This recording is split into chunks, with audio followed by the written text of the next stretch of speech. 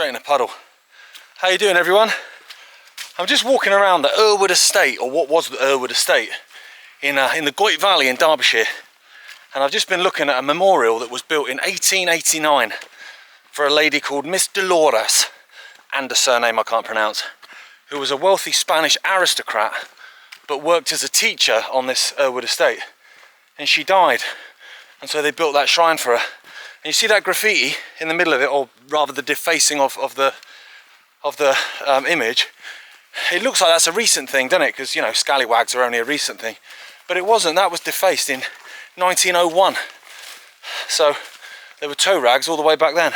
Anyway, I was wondering how you're all thinking about the whole digital ID thing now. You know, now the dust has settled a little bit after Chairman Starmer's big forceful alpha male announcement. I mean, that was annoying in itself, wasn't it? The announcement of, you know, let me be clear, you know, all right, Dad, I don't know who you're talking to like that, let me be clear, and all that nonsense. The reason I'm asking is because I'm wondering if people are, you know, fearful or apprehensive about what's to come. And I understand if you are, of course. You know, it's another battle, which is annoying because obviously it's 5 years since the whole COVID nonsense we had to battle. It'd be nice to have a breather, wouldn't it, before having to go straight back into the trenches. But for me, after a few days of it, you know, settling in, I'm almost quite excited. That sounds like a weird thing to say, but hear me out. Because we knew this kind of digital ID thing and this push for this, you know, 1984 dystopia was coming. We knew it was coming. It was the worst kept secret in the world. So it almost felt like, you know, like, I don't know, like some bully at school, right? Instead of just picking a fight with you, he's like, I'm coming for you. I'm gonna fight you, and I'm gonna punch you in the face. I'm not gonna tell you when, but you have your wits about you, and you be ready. That's almost worse in a way, isn't it?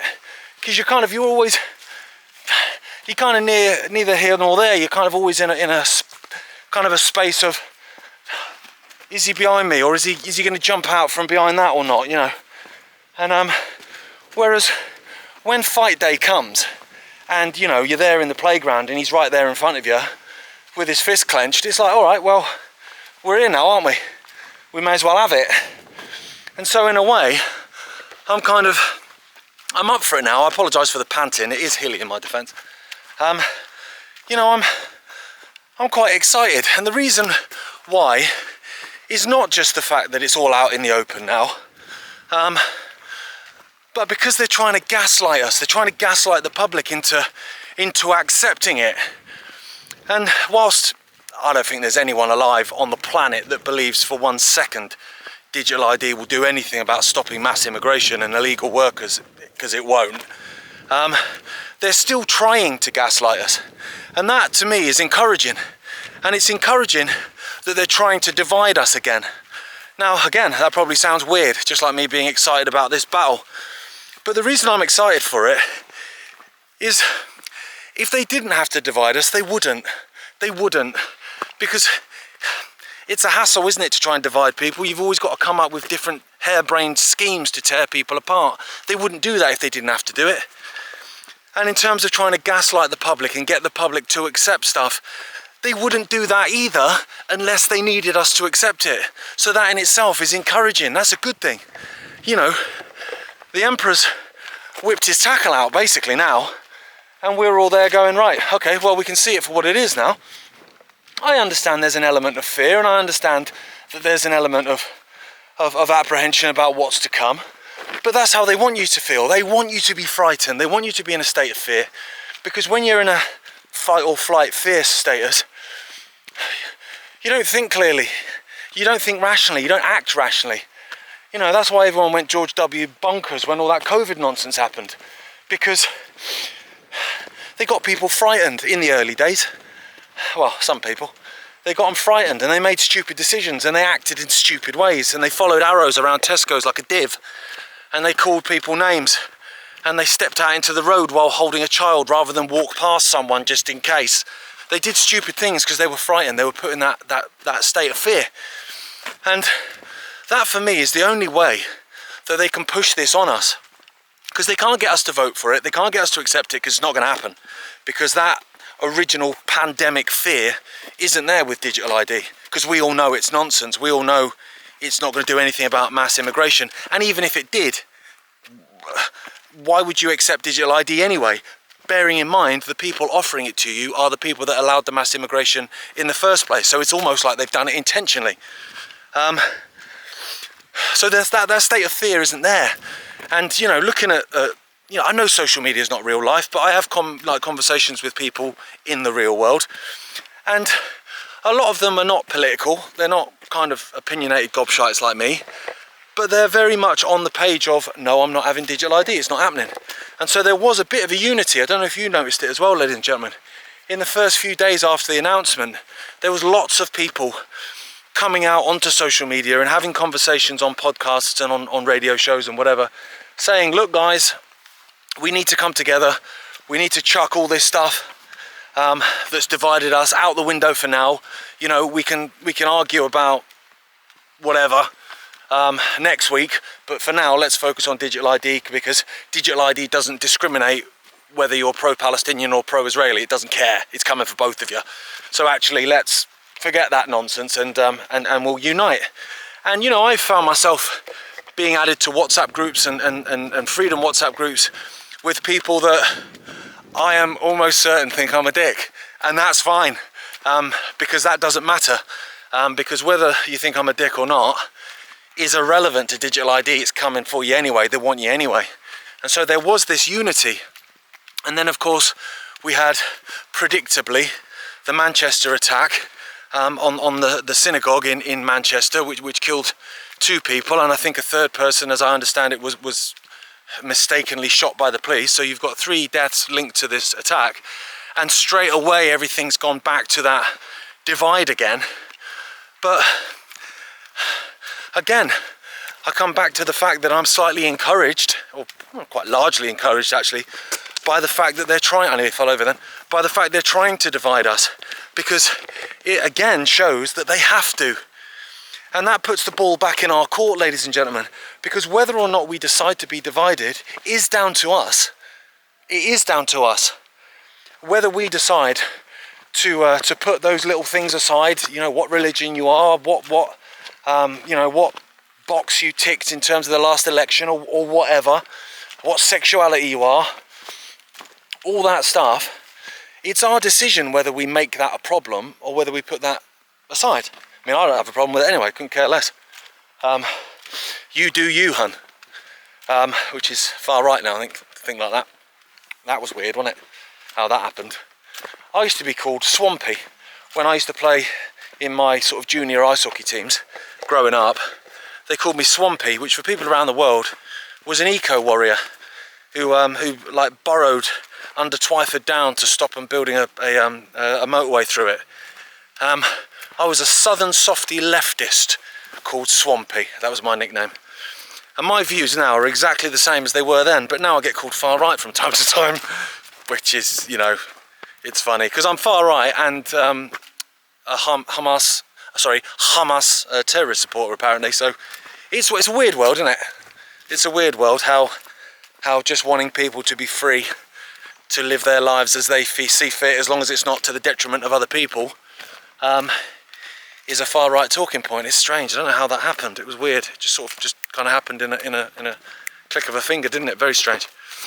But that's my thoughts on it. So I'm interested to kind of get your perspective, ladies and gentlemen, or whether you think, what are you talking about being encouraged by this? What are you talking about being excited for the battle? I am. And I'm excited for October the 18th for the protest in London. And you know, before you come at me with protests are pointless, they don't change government policy and stuff like that, I know, I'm aware of that, but they're still incredibly powerful in terms of a display of unity. And I'm sorry, ladies and gentlemen, but if you hadn't had that huge protest movement in London in particular, but in England generally, during the early days of COVID, if that hadn't happened, we would be so much further down the line in terms of this dystopia than we are now. You know, because what these people do, I was going to say the government, but they're all the same, all governments the same. They all answer to the same people, and it's not me and you. all they do is they push and they push and they push until you resist. And then they kind of have to back off a bit. I thought someone was walking behind me then. Then they have to back off a little bit and they just, you know, let their foot off the gas for a little bit. Until you know, go back to Love Island or Bargain Hunt, and then they put their foot back on the gas again. Until you go, hang on a minute, no. And it goes on. And before you realise it, you're like, hang on, you're following arrows around Tesco's. And so that's why I'm encouraged now in the speed in which people have stood up and said no. Because that's the thing about the COVID stuff. And the reason I keep talking about COVID is it's only 5 years ago.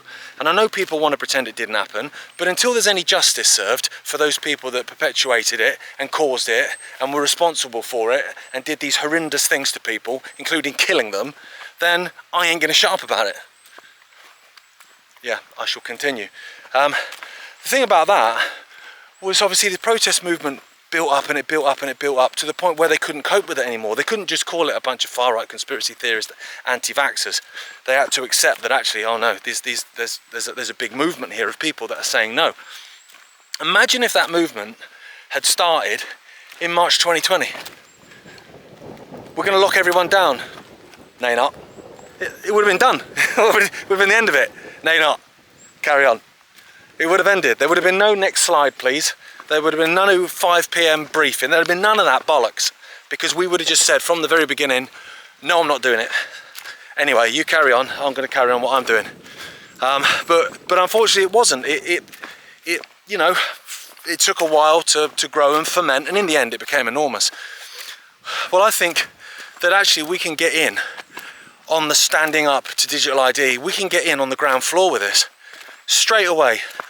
No, massive numbers on October the 18th in London, huge numbers, putting down all the fault lines, putting down all the nonsense of political party and religion and whatever side you are on the Israel-Palestine debate, irrelevant.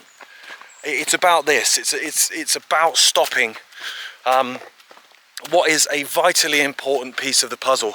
In fact, it's the most important piece of the puzzle in terms of complete control of humanity, control of speech, control of where you go, what you do, who you converse with, what you eat.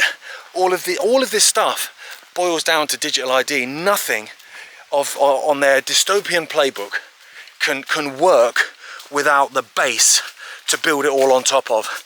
And so, you know, I've said before as an analogy, take it or leave it, that all these pieces of this dystopian puzzle are basically just pizza toppings.